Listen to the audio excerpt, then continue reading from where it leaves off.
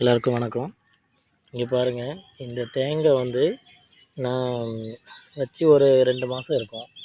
2 மாதத்துக்கு அப்புறம் தான் இவ்வளோ வளர்ந்துருக்கு. இப்போ தான் தழுத்து வந்திருக்கு.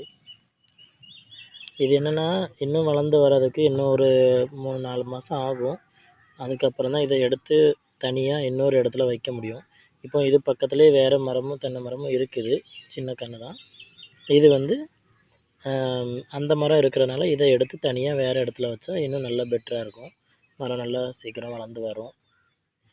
அதான் இந்த மாதிரி தேங்காய் வந்து நீங்கள் எடுத்து சும்மா மண்ணில் போட்டு வச்சாலே போதும். தேங்காயோட தலைப்பகுதி வந்து லைட்டாக வெளியே தெரிஞ்சால் போதும்.